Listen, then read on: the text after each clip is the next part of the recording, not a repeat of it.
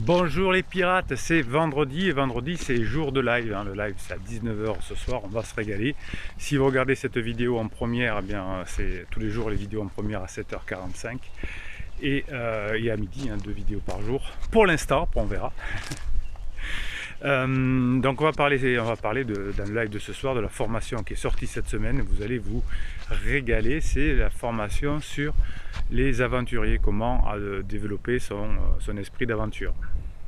On va développer son esprit d'aventurier dans le quotidien, c'est-à-dire qu'on va accepter les choses incertaines et les personnes qui ont réussi effectivement leur mission de vie, les personnes qui ont réussi à créer des choses nouvelles sont des aventuriers. Des personnes qui ont inventé des choses en médecine, des personnes qui ont inventé l'aviation, n'ont pas eu peur de l'incertain. Et c'est comme ça qu'ils ont réussi à leur vie. Enfin, leurs objectifs en tout cas. Bon, vous allez devenir des pirates aventuriers. Alors les formations effectivement et les coachings, c'est un descriptif de ces vidéos. Si vous arrivez à devenir un aventurier dans votre vie, eh bien vous allez voir, votre vie va s'améliorer et changer. On va se régaler. Allez, aujourd'hui on va parler justement de personnes qui ne sont pas dans l'aventure, qui sont dans la sécurité et qui vont stresser. Qu'est-ce que le stress va amener dans votre quotidien, et on va aussi comprendre pourquoi nos criseux et criseuses adorés sont stressés. Vous savez que vos conjoints auront, pas au début de la phase d'alarme, parce qu'au début de la phase d'alarme, on est plein de testostérone, on est plein de dopamine, tout va bien, on veut bouffer le monde. Ah, jamais été aussi bien de ma vie, jamais été aussi heureux que moi. Ah, trop bien. Et ça, c'est le début de la phase d'alarme. Et puis, petit à petit, vous savez, vous pirates qui avez de l'expérience, que vos conjoints vont devenir de plus en plus fatigués, avoir des cernes sous les yeux, vont perdre du poids, ils vont avoir du mal à dormir, etc. Donc, ils vont avoir plein de symptômes, les maux de dos, de ventre, des problèmes de peau, d'eczéma notamment, des pertes de cheveux, des problèmes de fertilité ou de virilité, on va dire. Eh bien, comme votre conjoint est en crise et qu'il ne réussit rien de ce qu'il entreprend, eh bien, il va se stresser. Donc, effectivement, comment on voit que votre conjoint n'est pas dans la bonne dynamique, eh bien, on le voit simplement parce qu'il a des symptômes de stress qui apparaissent dans son corps. On peut parler donc de somatisation quand on est en crise existentielle. Ce sont des symptômes, la somatisation, qui ne sont pas déchiffrés comme on a cru le prendre souvent. L'eczéma c'est ça, le mal au dos c'est ça. Ce sont des indices. Des indices, on n'est pas dans le tarot, on n'est pas dans la divination. Les symptômes physiques de votre conjoint en crise, comme les vôtres, parfois quand vous êtes stressé, sont finalement les conséquences que votre organisme finalement, ou donc que l'organisme de votre conjoint commence à se modifier. Donc il y a dans le domaine de ce que l'on connaît bien aujourd'hui en neurosciences, on sait par exemple que le stress et les perturbations du système digestif sont très connus, et on sait aujourd'hui que des phénomènes inflammatoires et immunitaires déclenchés par la crise existentielle vont avoir un impact direct sur les viscères. Pour la maladie de peau, vous savez que vos conjoints ont souvent des choses comme de l'eczéma. En neurosciences, on sait souvent que le stress va, lié à sa crise existentielle, va donner des éruptions de ce type d'eczéma, même si l'eczéma c'est toujours multifactoriel, souvent en médecine. Mais en neurosciences, on sait qu'il y a un lien entre la crise, l'eczéma, enfin le stress en général, et l'eczéma. Finalement, la crise existentielle de votre conjoint va faire déborder le vase, où finalement, dans la vie de tous les jours, on a évidemment des facteurs qui vont nous énerver, des facteurs irritants. Et bien, quand on est en crise, on se crée ces facteurs irritants puisqu'on va faire des choses un peu bizarre, avoir un pansement mais rester habité à la maison, mentir en permanence, donc tout ça, ça crée beaucoup de stress, et c'est finalement les irritants chimiques vont être démultipliés pendant la crise existentielle, et c'est pour ça qu'on a de la somatisation. Donc on peut se poser la question pourquoi en crise on a souvent des répercussions sur la peau, sur les viscères et moins souvent ailleurs. Alors ailleurs aussi, mais selon les cas, ça ne va pas se reporter de la même façon. Eh bien chaque individu qui, avec son histoire personnelle, un peu sa génétique aussi, fait que finalement quand je suis en crise, eh bien il va y avoir des endroits différents du corps qui vont réagir. Par exemple, chez un tout jeune embryon, les neurones et les cellules de la peau se développent à partir d'une même cellule qu'on appelle l'ectoderme. Bon, on ne va pas faire nos savants, on est très humble dans la team des pirates. Mais finalement, cet ectoderme, c'est juste un langage commun sur le plan moléculaire. Et finalement, on pourrait dire que la peau contient des récepteurs sensibles au stress, notamment ce qu'on je vous donne le nom aussi, ça s'appelle les mascocytes, mais on s'en fout. C'est les mascocytes qui vont être impliqués dans l'inflammation et qui vont être activés dans différentes périodes de tension. Donc quand votre conjoint a des maladies de peau, c'est qu'à dire qu'il est tendu, elle est tendue forcément par sa crise existentielle où elle fait des choses qui ne vont pas, qui ne vont pas. Donc finalement, des données que l'on a en neurosciences sur l'animal, sur l'être humain, vont établir que finalement le stress va ralentir la cicatrisation. En temps normal, votre conjoint a des problèmes de peau, de viscères comme tout le monde, mais au bout d'un moment, quand il fait trop de bêtises, quand il est trop contre nature, eh bien on n'arrive plus à cicatriser. Namour, viens ici.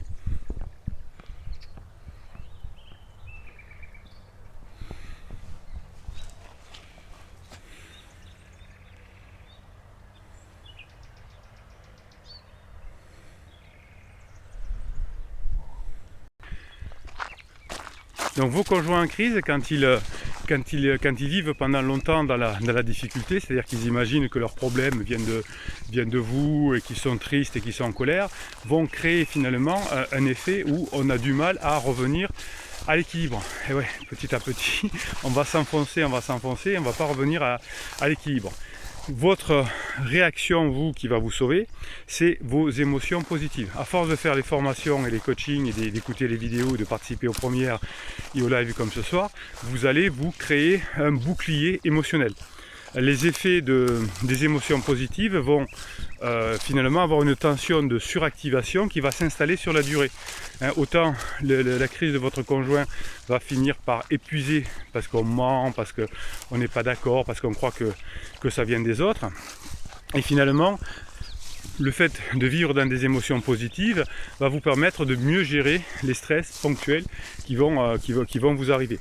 On ne transforme pas finalement, grâce aux émotions positives, des effets ponctuels en rumination, en colère, en souffrance, comme votre conjoint qui va le payer par des problèmes intestinaux ou de peau par exemple.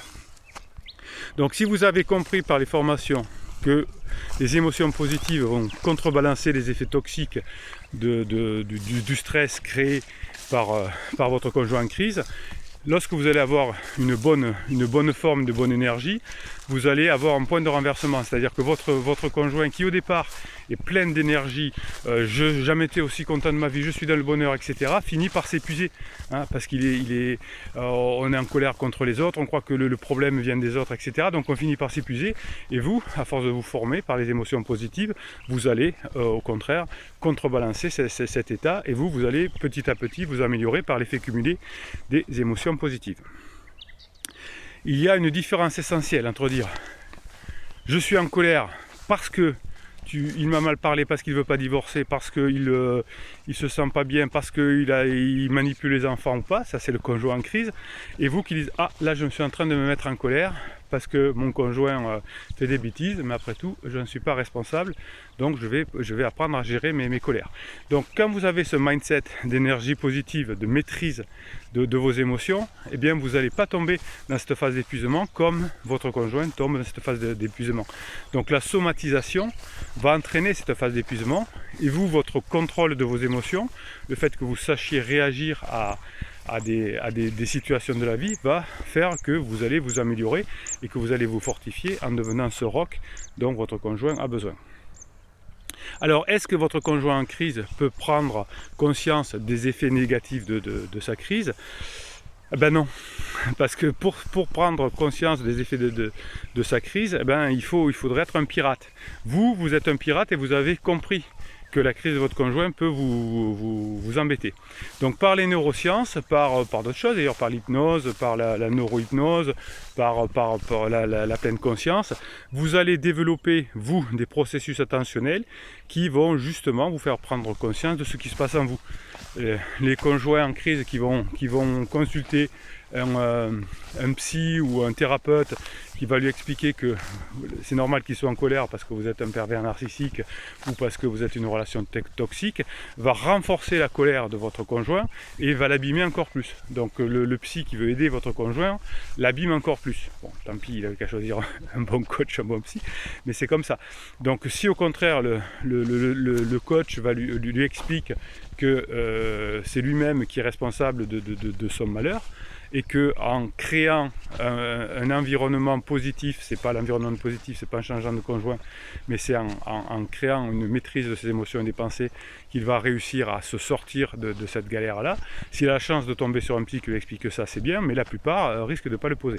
Donc vous avez du contrôle attentionnel, hein, vous avez plein de formations en descriptif de cette vidéo, hein, sur le contrôle des émotions, des pensées, etc., qui va faire que lorsque vous décidez de vous changer les idées, lorsque vous décidez de contrôler vos émotions, lorsque vous décidez d'avoir une activité plaisante, lorsque vous d'écouter de neurohypnose ou de la simple musique, lorsque vous voulez prendre un verre entre amis, lorsque vous travaillez sur la cohérence cardiaque, lorsque vous travaillez sur du Wim Hof, lorsque vous travaillez sur de la relaxation, cette pratique va vous permettre de prendre conscience de vos émotions négatives et finalement, grâce à la neurohypnose notamment, de créer une distance entre le négatif et le positif. Alors, regardez, hop, dans la nature par exemple, voilà, on peut prendre conscience du positif. On peut s'amuser à se dire, tiens, regardez ce bel arbre, regardez ce tamarin, eh bien ça peut nous permettre de trouver du positif. Eh bien finalement, comment je vais vous dire ça quand même ? Les personnes qui laissent éclater leur colère, finalement, présentent un risque cardiovasculaire. Et quand vous gérez vos émotions, quand vous apprenez à gérer vos émotions, vous allez diminuer ces risques cardiovasculaires, mais aussi ces risques viscéraux. Voilà, je vais vous le dire comme ça. Donc le fait d'exprimer une émotion, dans le coaching par exemple, ou de faire l'exercice que je vous donne dans les coachings, eh bien tout ça, le fait de la laisser partir et de l'expliquer, de comprendre que son émotion ne vient pas de la crise de son conjoint, mais de ses propres réactions, eh bien permet de changer la vie.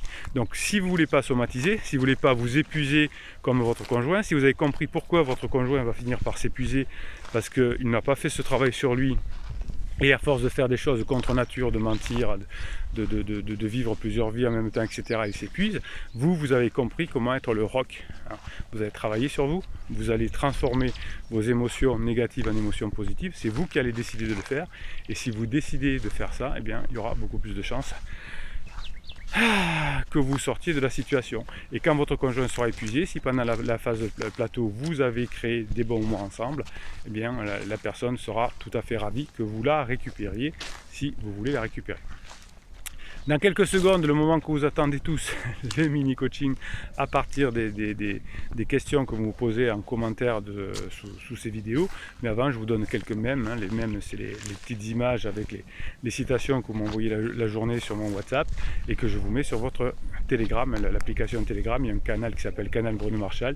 C'est le canal des pirates. Et ouais, avec le canal des pirates, quand on a un petit coup de mou, on va chercher des émotions positives et on diminue ses risques d'eczéma, de psoriasis ou de mal au ventre ou même de cardiovasculaire. Ok, allez, on se fait quelques mèmes et tout de suite après, c'est promis, le mini-coaching que vous attendez.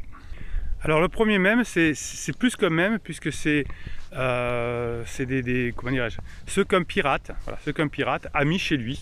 Voilà, quand sa conjointe est en crise, bien voilà ce qu'il a mis sur lui, un petit panneau. Dans cette maison, on s'aime, on s'amuse, on fait des erreurs et on recommence. On est reconnaissant, on se pardonne, on rit beaucoup, on se donne une autre chance, on rêve, on est honnête, on est unis. Pas mal, Hein, ça c'est la famille. Ben, notre pirate, il a placardé dans sa maison. Il a placardé une deuxième chose, les règles de la maison, dire bonjour et bonne nuit, sourire, ne pas se plaindre, dire la vérité, faire de son mieux, rire aux éclats, pardonner même si c'est dur, ne pas parler la bouche pleine, croire en soi, toujours essayer, dire je t'aime, être heureux chaque jour, faire ce que l'on aime et raconter de belles histoires. Alors c'est des affiches que vous pouvez acheter toutes faites sur internet, je suppose, mais j'ai trouvé ça excellent. Hein. C'est finalement le secret des émotions positives qu'on vient de voir ça. Ben tiens, allez, je vous rappelle les règles de la maison et si on fait ça, il n'y a plus de galère, il n'y a plus de besoin de mentir, d'aller voir Petit Chou Pansement. Franchement, on va être heureux et on va recréer le monde. On va être des aventuriers. Alors, les règles de la maison, dire bonjour et bonne nuit, sourire, ne pas se plaindre, dire la vérité, faire de son mieux, rire aux éclats, pardonner même si c'est dur, ne pas parler la bouche pleine. Bon, ça à la limite. Croire en soi, toujours essayer, dire je t'aime, être heureux chaque jour, faire ce que l'on aime, raconter de belles histoires. Eh bien, voyez, ça c'est un pirate qui a mis le cap, la boussole vers le bonheur. Et quoi qu'il arrive, à la fin de la crise de son conjoint, la crise de son conjoint se terminera évidemment, lui sera de toute façon heureux, quoi qu'il arrive, avec elle ou sans elle, tant pis pour elle, mais lui, il a tout compris et ça va le faire. Allez, on se fait un petit coaching. Allez, message de Grand Monarque. Insomnie du soir, bonsoir. J'en profite pour rattraper mon retard. J'ai séché les cours pour profiter de ce long week-end.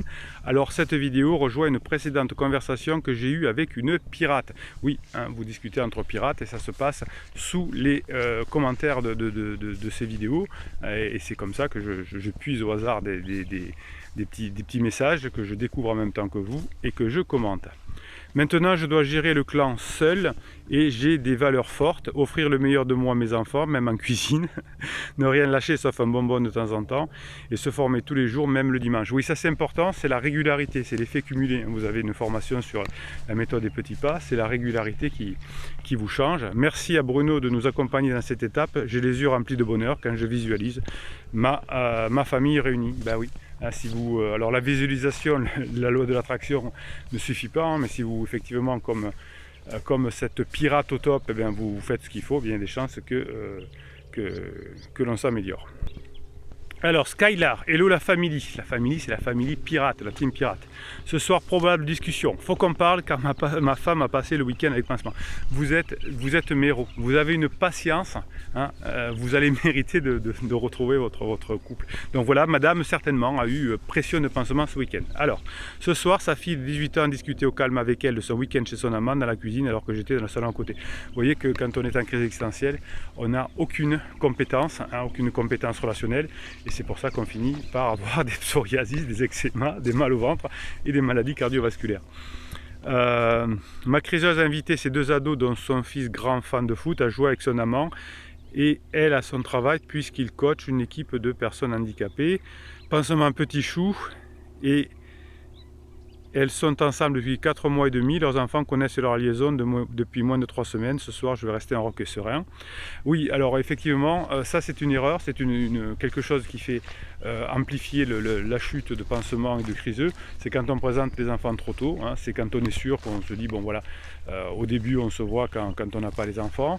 Et puis c'est au bout d'un an ou d'un an et demi, on est sûr qu'on veut faire un bout de chemin ensemble. À ce moment-là, on va présenter les enfants. Mais quand c'est présenté aussitôt comme ça finit par exploser évidemment.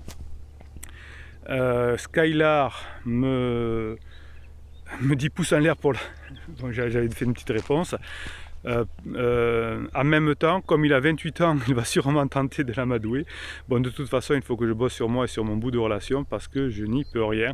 Oui, vous voyez que madame a choisi un petit chou de 28 ans qui est entraîneur de foot, bon, de personnes handicapées. Ça c'est déjà bien de s'occuper de cette générosité. Mais évidemment, hein, vous voyez qu'on présente les enfants trop tôt, au bout de quelques mois, alors que la relation n'est même pas finie puisqu'on vit toujours ensemble.